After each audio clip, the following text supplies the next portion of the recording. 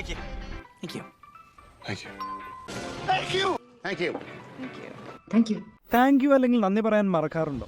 പ്രാചീന ഗ്രീസിലെ സ്റ്റോയിക്സ് തത്വചിന്തകരാണ് ലോകത്തിൽ തന്നെ ആദ്യമായിട്ട് നന്ദി നിറഞ്ഞ ഒരു ജീവിത രീതി അല്ലെങ്കിൽ ലൈഫ് ഇൻ ഗ്രാറ്റിറ്റ്യൂഡ് എന്നുള്ള ഒരു ആശയം കൊണ്ടുവരുന്നത്. റോമൻ എംപറർ മാർക്കൂസ് അവറേലിയസിന്റെ കാലഘട്ടത്തിൽ പ്രാബല്യത്തിൽ കൊണ്ടുവന്ന ഒരു ജീവിത രീതിയായിരുന്നു എല്ലാ ദിവസവും രാവിലെ എഴുന്നേൽക്കുമ്പോൾ ആദ്യം ചെയ്യേണ്ട കാര്യം എല്ലാത്തിനും നന്ദി പറയുക. Just say thanks for everything. നന്ദി പറഞ്ഞാൽ എന്ത് പ്രതിഫലം ലഭിക്കുമെന്ന് അന്ന് അവർക്ക് ഒരു നിശ്ചയവുമില്ലായിരുന്നു. എന്നാൽ ഇന്ന് ശാസ്ത്രീയ പഠനങ്ങൾ പറയുന്നു, മനസ്സ് നിറഞ്ഞ് നന്ദി പറയുന്ന ജീവിതശൈലി രൂപപ്പെടുത്തിയവർ സാധാരണക്കാരേക്കാൾ 25% കൂടുതൽ സന്തുഷ്ടരാണ്. ഇത് സത്യമാണെന്ന് തോന്നുന്നു. കാരണം 2ാം ലോകമഹായുദ്ധ കാലഘട്ടത്തിൽ ആൻ ഫ്രാങ്ക് എന്ന ജൂത പെൺകുട്ടി എഴുതിയ ഡയറി വളരെ പ്രശസ്തമാണല്ലോ. നാസികളിൽ നിന്ന് രക്ഷപ്പെടാനായിട്ട് ഒളിവിൽ കഴിഞ്ഞുകൊണ്ടിരുന്ന ആ ഇരുണ്ട കാലഘട്ടത്തിൽ അവൾ എഴുതി, I don't think of all the misery but of the beauty that remains. ജീവൻ നിലനിർത്താനായിട്ട് ഒളിച്ചിരിക്കുന്ന ഒരാൾ തൻ്റെ ജനാലകൾക്ക് പുറത്തുള്ള ആകാശം പോലുള്ള ചെറിയ കാര്യങ്ങൾക്ക് പോലും നന്ദി പറഞ്ഞ് ജീവിക്കുന്നു.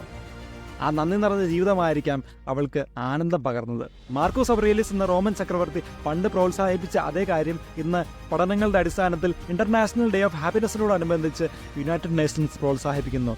B thankful and be happy.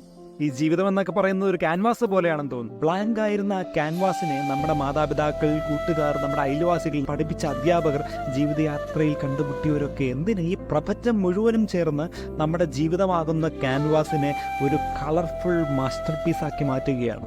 ഈ ചെറിയ ജീവിതത്തിൽ എല്ലാവരോടും എല്ലാറ്റിനോടും പറയാൻ പറ്റുന്ന ഏറ്റവും മനോഹരമായ കാര്യം താങ്ക് യു എന്നും നന്ദി എന്നും ഒക്കെയാണ്.